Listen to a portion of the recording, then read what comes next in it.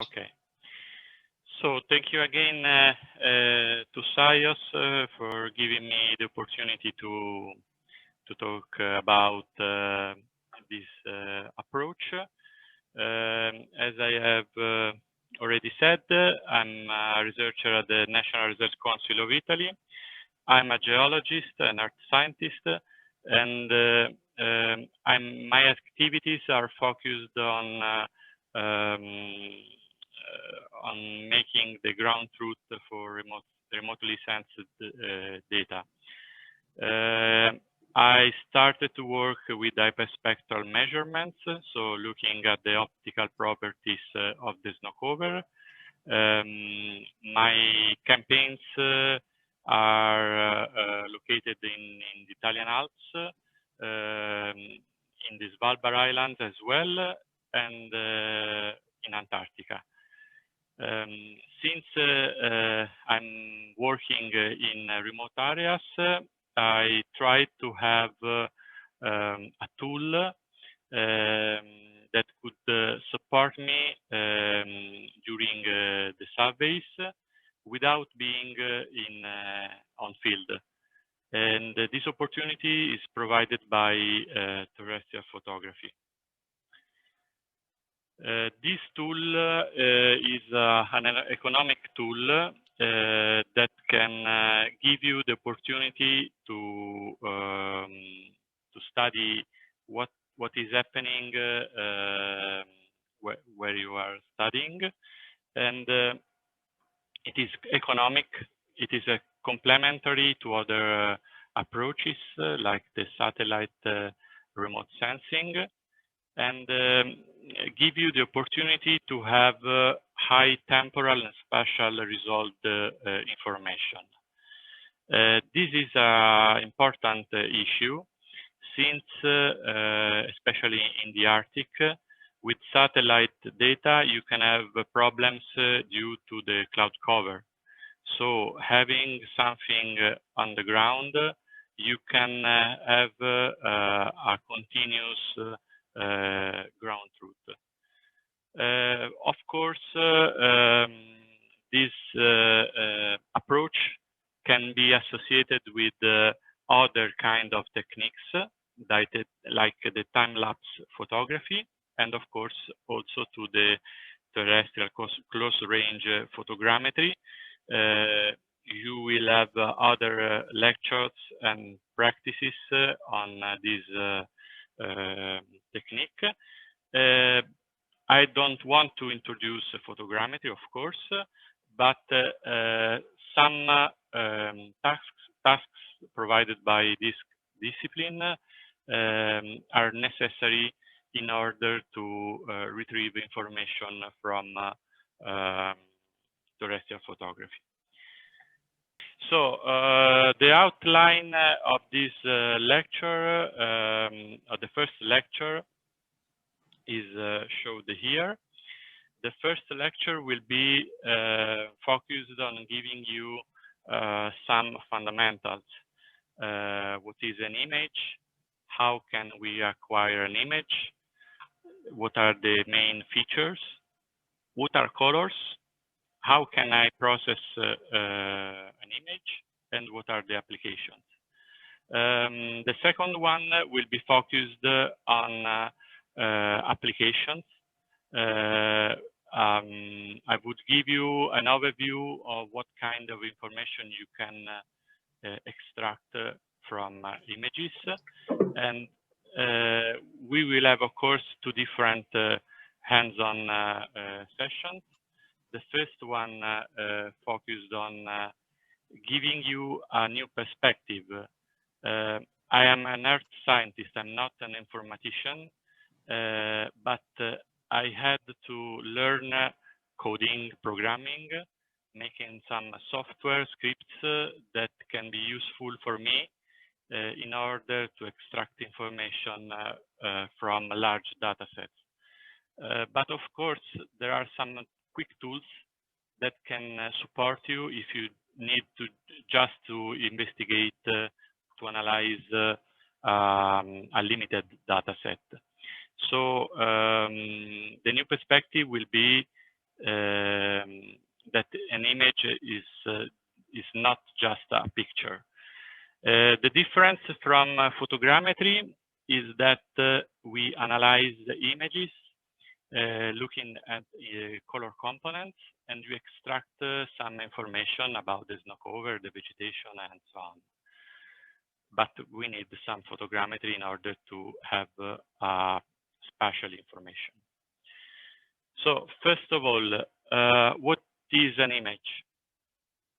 The image is a matrix of numbers, and each element in the picture is a picture element, the so-called pixel, that could be different from device to device. This matrix has 2 dimensions, the height and the width. Depends on the image resolution, of course. And each element is composed by a sequence of 0 and 1. So the amount of information included in the image depends on the byte included in the picture, and it depends on how many bits are included in this byte. We usually work with 8-bit images. It means that we have information range from 0 to 255, or from 1 to 256. It means that we have an information of 2 with an exponent of 8. And this is very important since every developer can change this information. We need to know where is the starting point.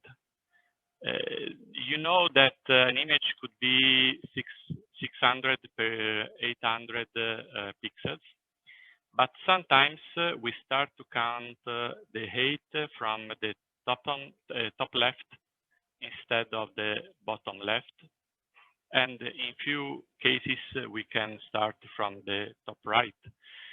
It could be crazy, but I'm using R, that is a programming environment, but sometimes inside R I can use different libraries, and I can have one library considering the top left and some other libraries considering the bottom left. And this could be completely hard to be defined in order to manage this kind of information. So keep attention, take care about this low-level information. How can we acquire this kind of information? Of course, the basic tool is a camera, but there are many different cameras. We must know exactly which camera we are using, and we can have reflex cameras in the recent years, of course, but we can have also some other different devices.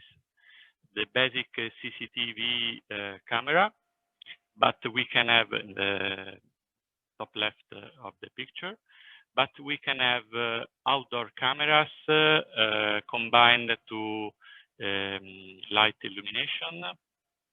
We can have pan-tilt zoom cameras.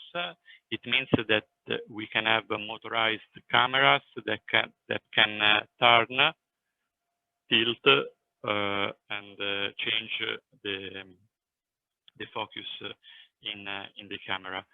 And in the recent years, we have also mobile phones that can have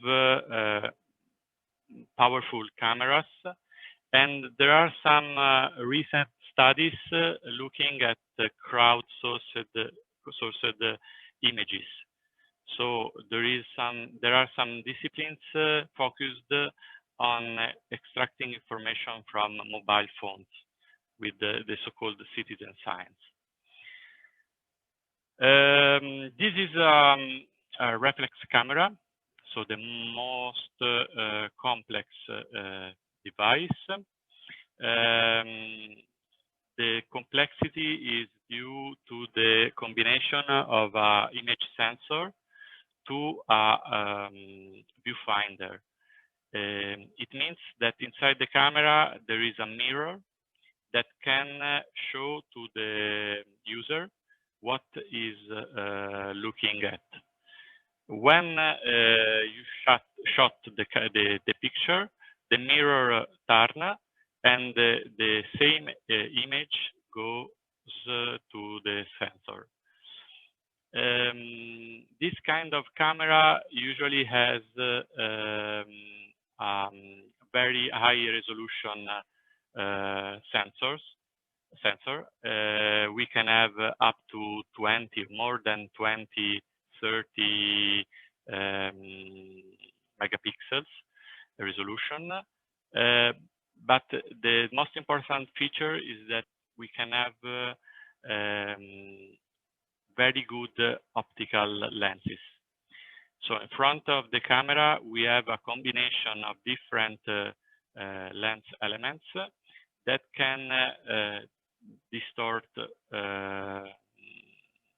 limitedly the image. And we will see later that this information is very important. Between the lenses and the sensor, we can have a filter that can remove some light components, like the infrared cutter. And very important, we can have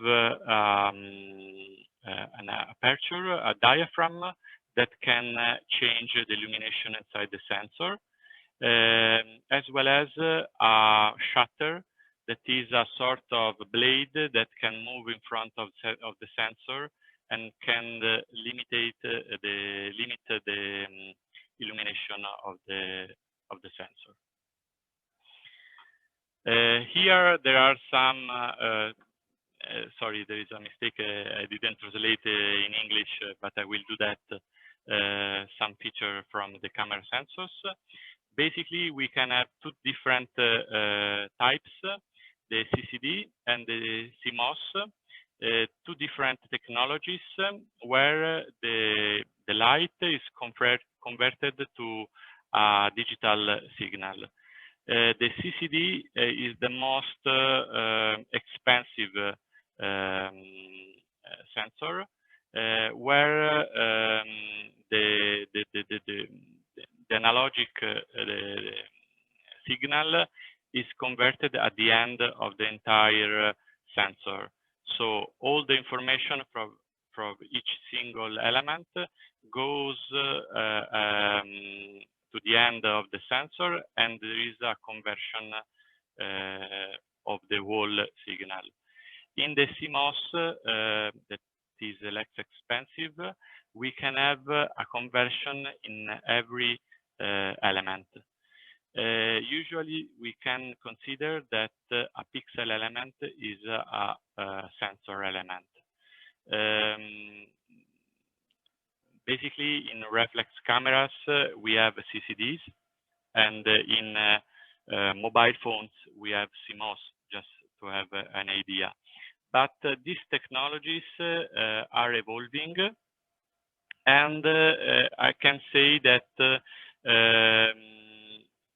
they are converging to the same results. So CMOS are increasing the resolution and the quality. They are trying to reduce the noise. CCDs are trying to reduce the energy consumption. That could be the reason why we prefer CMOS in small devices.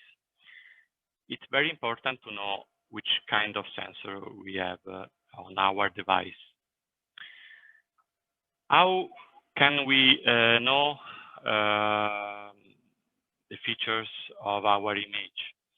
We are lucky since many years. A standard format has been developed. There is an exchangeable image file format, the so-called EXIF, and it is just a metadata profile where we can find different information. Unfortunately, some devices cannot save this kind of information. And sometimes, while we are processing images, we forget to include this kind of information in our output.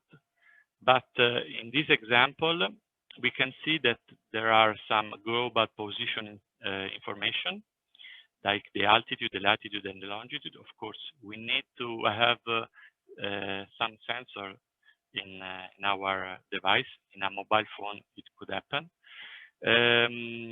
We can have information about the shot, so the date and the time, what kind of device, the model.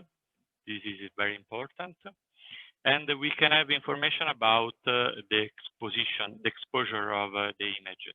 So the diaphragm opening, some settings about the exposure, the exposure time, if we use the flash, the focal length, that is very important for the geometrical tasks, the sensibility of the sensor, and how we measure the white balance or the exposure. These are different camera setups. We can have vertical setups, like the one on top right, a camera looking perfectly in the vertical direction, and we usually have a field of view associated with the distance of the camera from the ground. So we are here in about 3 meters high from the ground, and we can have, depending on the lens, a field of view of about 5 square meters. Oblique photography can have different perspectives. This is an example in Öresund, where we have about 1 square kilometer. And the new devices, the pan-tilt zoom cameras, can shot different views, and combining them, we can have a complete scanning image of the Ny-Ålesund fjord. In this case, this is the Zeppelin camera from the Norwegian Polar Institute at the Zeppelin Observatory, and we can cover about 10 square kilometers. There are so many combinations, and you can find them in literature, of course. We must know the image resolution. There are different formats depending on the device, on the software, and so on. And we must know this kind of information. Here you have the smallest image and common image resolutions, like a mobile phone. But unfortunately, there is a wide range of image resolutions. Depends on the camera sensor. The smallest one are about 1 megapixel, the red line. So we are on the left side of the picture. But increasing the sensor resolution, we can go to large images. And recent devices can give us images with more than 5,000 per 4,000 pixel sizes with more than 20 megapixels. So looking at the EXIF metadata, we can understand what kind of information we are processing. The focal length is the most important feature for the photogrammetric part of the job. it means that we must know the distance from the focal point and the camera sensor. And it depends on the lenses available in our device. In DSLR cameras, we usually have a combination of lenses, and we can define a focal point, a single focal point, expressed by the overall distance, focal distance from the camera sensor. Of course, there is an approximation when we look at the image, because the image detected by the camera is usually inverse compared to where we are looking at in the real space. So the acquisition invert the perspective in some way. In other cameras, we have just a single lens element, and the final focal length is the real focal length, I can say. Exposure.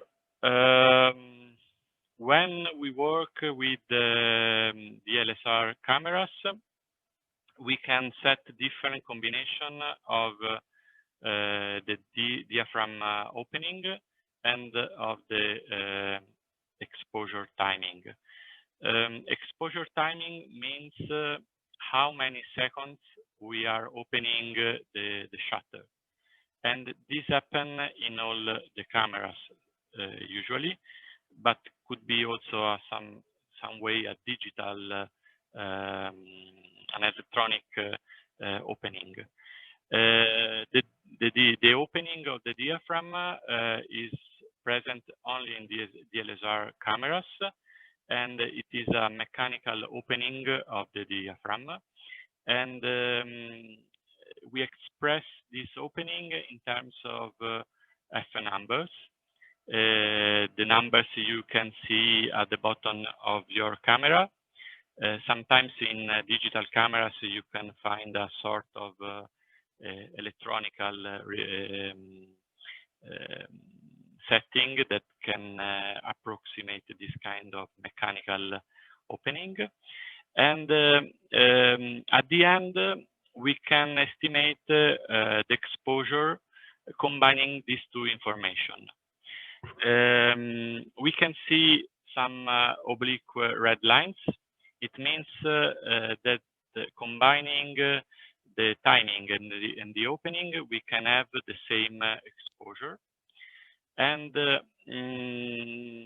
on the left side, you can see some numbers that are the step increasing and decreasing of the exposure. And you can see some green lines that are the common algorithm used by cameras when they try to combine opening and timing automatically. Of course, if you shot pictures manually, you can define your custom combination. But this is very important because it influences the final color composition of your image. White balance is very important as well. This is an image from Mars, so no one can be there shooting images. But you can see this is an image provided by the NASA, JPL. You can see how the white balance is important. It means that we can define the end of the range of numbers we can have on our image. We can define this information for each color component, and we can set different final range for every kind of image we can have. This information is important since we usually use this kind of setting in order to fix some problems with the light. If we have artificial light, we can have usually reddish light in our pictures. If we are shooting images on the snow, we can a different behavior. If we are looking at a black lava field, we can have a different light during the sunrise or during the sunset. Cameras usually how to balance this kind of light information, and it could be a problem since we are altering the final comparison between different images captured during different moments of the day or of the season. And you can see here how the image could look different. I have to introduce some basic information because maybe some of you has a remote sensing background. They are confident with albedo, with digital numbers and so on. But in our images, we have a different information. We have colors, and colors are the composition of the light at different wavelengths. The first one who introduced this concept was Isaac Newton in 1070 in the 18th century, and he defined that the white light can be decomposed in different colors, and if we combine these colors using a color wheel, we can add them to each other, and we can have different colors perceived by our eyes. From this moment, two different disciplines started to study this kind of problem. One branch was focused on defining what our eyes can detect, and in the 19th century, Young at first defined that our eyes can divide the light in three different basic colors. And successively, Helmholtz made some experiments, and he defined that we have three wavelength ranges in our eyes. Like in remote sensing, we have many hundreds of wavelength components, and he defined SML components that we could say that are the red, green, blue components. In the graph, you can see the final behavior of the spinach, and it is the combination of three different components that can have a different sensitivity spectrum for each sensor, the different cones available in our eyes. Another branch started to study how to combine colors using the additive theory theorized by Newton, and they built a box, a color box, where they try to combine different wavelengths in order to have all the colors we can see in the real world. And this work was carried out by the famous James Clerk Maxwell, but also with the assistance of his wife. And during the years in the previous century, the Commission, the International Commission of Illumination, started to standardize this kind of knowledge. And after this work, we started to have different color space models. The basic one is the RGB space model, the most known space model. But for different purposes, they developed different other space color models. On the left side, there are other definitions in the years, but I would focus the attention to the right side, where we have the sRGB space model that could be very important in order to retrieve information from our sensors. And I will focus the attention also on the HSV space model that is different from the others. You can see that there is a circle, not a square, since we have a cylindrical or conical space representation. In this century, some companies defined the hexadecimal space color model that is prepared for a different purpose.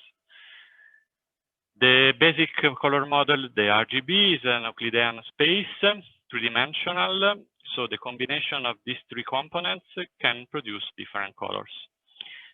Colors can go from 0 to 255, as already said, but some programs can read this information from 0 to 1. This could be a problem if you read a RGB image in QGIS, the GIS program. You can have problems with some tools because in remote sensing, they are used to have colors from 0 to 1. And so you have to make some pre-processing in order to manage this kind of image. The sRGB space model is a little bit different, but is very common in some devices, since the representation of the colors is not so effective like the color box built by Maxwell. The primary colors are limited compared to the other systems. So some companies in 1996 defined some primary colors for the television transmission, and they defined these primary colors that is a standard used in some electronic devices. And you can see that the triangle is the sRGB space color compared to the larger one that is the RGB space color model. HSV is a different representation. We define a angle that represent in unique way the color, and we define two other information that measure the saturation, it means the intensity of the color, and the illumination of the color. High value means white, low value means black. Why these kind of images are different from remote sensing images? Because in remote sensing, we divide the color components, the wavelength components, and we have a sensor useful for detect every single wavelength radiation. In our cameras, we don't have space. We have to reduce the space. So we have just one sensor, and we make an approximation. We use the so-called Bayer pattern.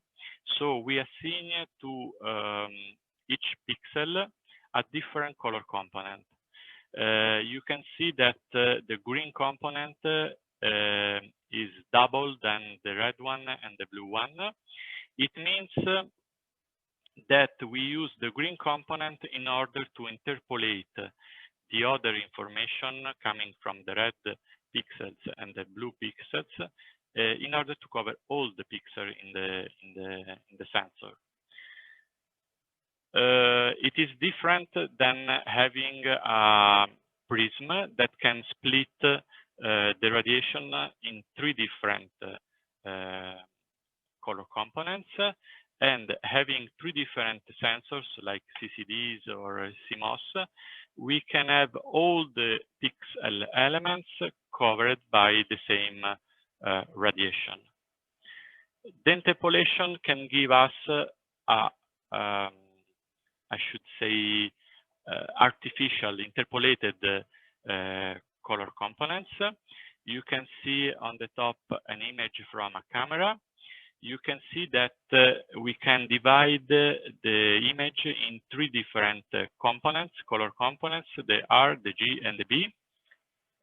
Remember that we are looking at a sRGB space color model.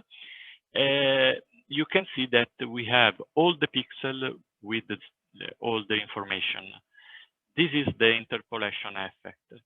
And if we combine these components to different histograms, you can see that you can have different histograms with all the information. How can we process images? So now we know that we have different color components. We need to have some tools for processing this information. And we have different disciplines. If we have an image as input and we have an image as output, we are doing digital image processing. I could refer to some programs like GIMP or Photoshop, something like that. If we have a description as input and an image as output, we are doing computer graphics, since we are converting an idea to a comic, for example. If we have an image in input and a description in output, we are doing computer vision. We are translating the image information to a concept. The dog is running on the grass. If we have a description and in input and a description in output, we are doing artificial intelligence. For terrestrial photography, we need the digital image processing and the computer vision, and we are moving in a, I should say, a cloud, because the limitation, the border between these 2 approaches is a little bit uncertain. The 2 disciplines can be classified in another way. We can define different tasks, low-level tasks, mid-level, and high-level. And the image processing covers the low-level and the mid-level, while the computer vision, the mid-level and the high-level.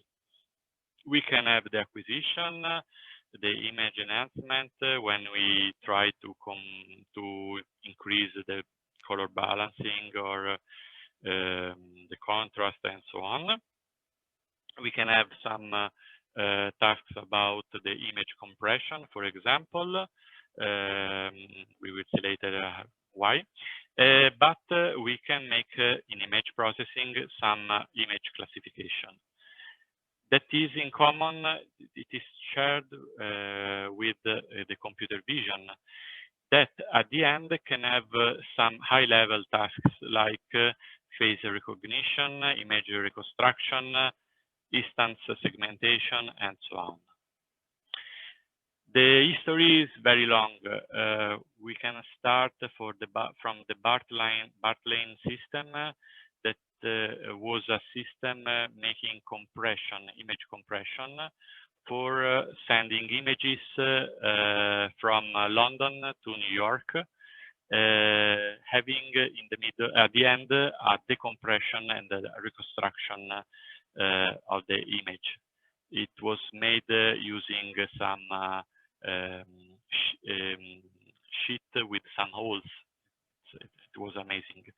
And another important milestone was the start of the lunar remote sensing, when we received from the Ranger 7 in 1964 the first images of the moon, where we had the need to process these images in order to have some information about the moon surface. This is the beginning of the digital image processing. In the 70s, some researchers started to think how to connect a camera to a computer. And since these years, we started to develop different algorithms useful for retrieving faces. And we can see now what we can do with the computer vision, with artificial intelligence, deep learning, and so on. So this is the time border between the two disciplines. The first important task could be the instance recognition.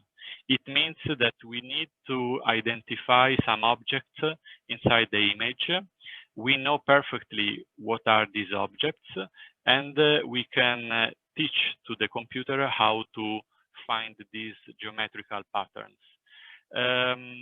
This could be very important in our studies, since we can have some objects in the image, like here. There are some poles, and looking at these elements, we can define how stable the perspective of our camera. So if I detect the position of the pole in 10 years imagery, I can assess how the perspective can be changed. Another important tool is the segmentation task. We can have different methods that can identify different object segments inside our image. We can have pixel-based methods, edge-based, and region-based, going to artificial neural network and so on. Why this could be important? Because we can start to classify an image, dividing the image in a background or foreground component. For example, this is the Otsu thresholding that can be performed using the grayscale, combining the three colors.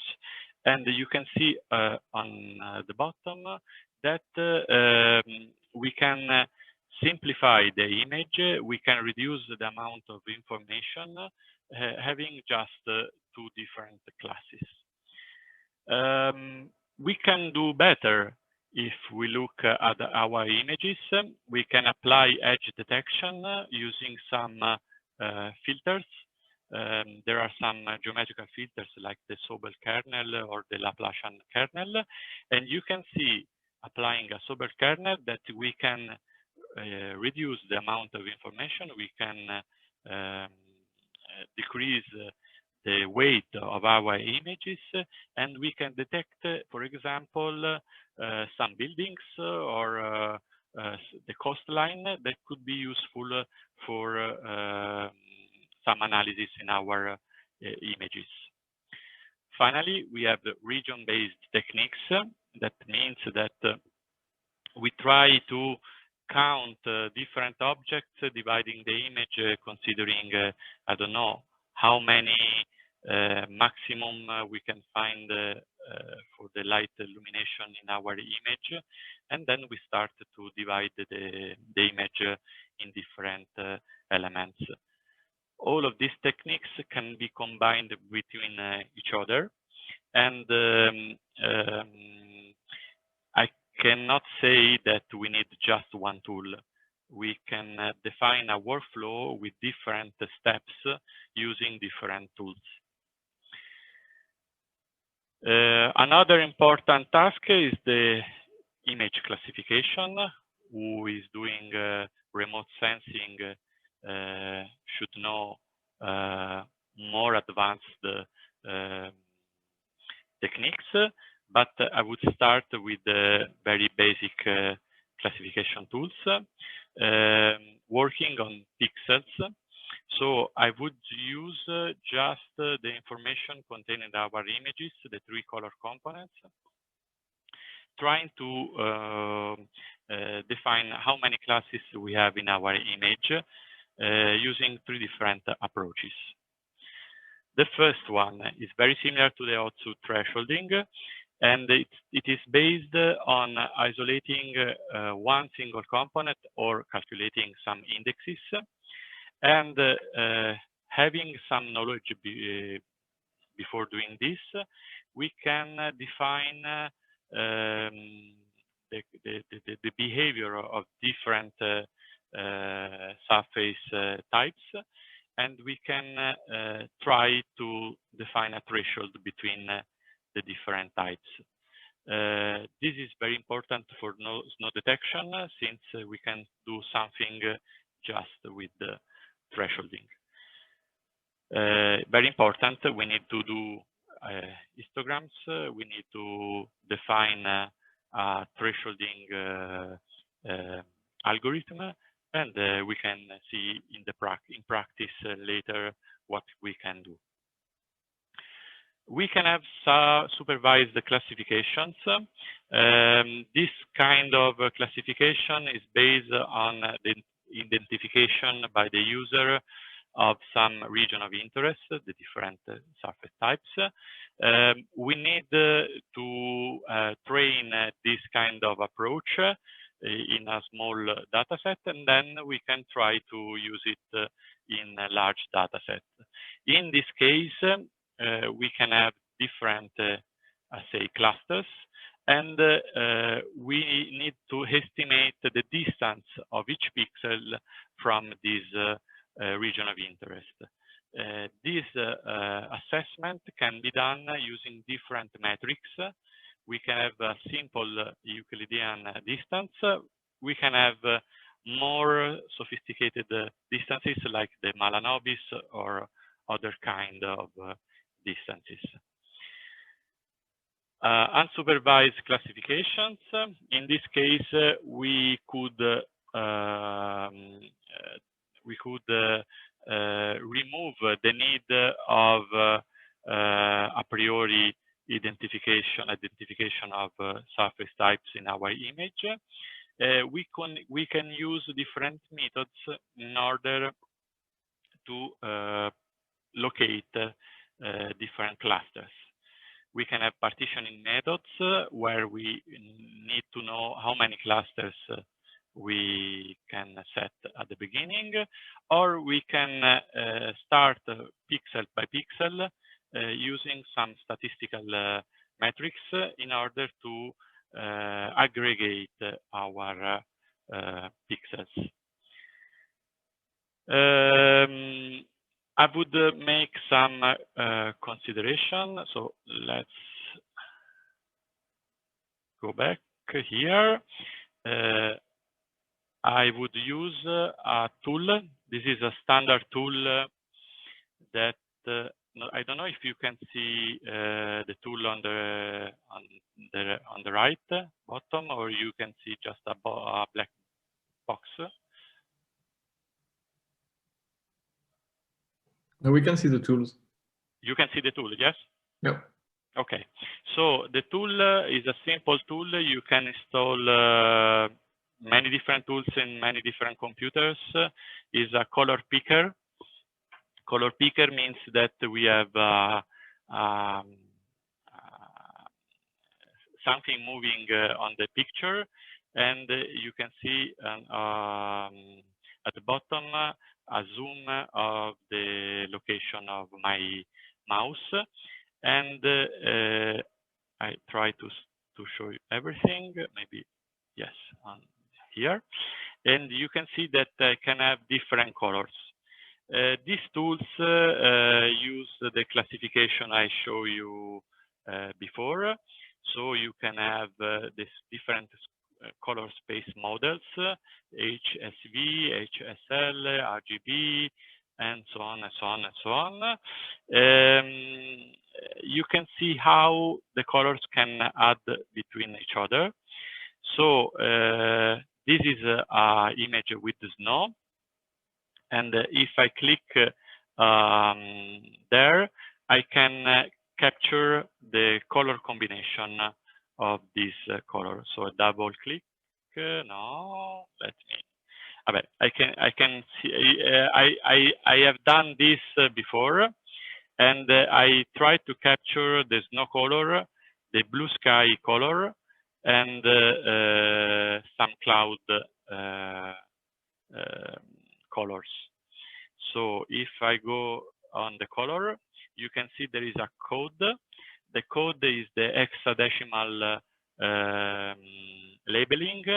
It means with a single field, I can exactly know the color combination. Every two characters, 2A means the R color.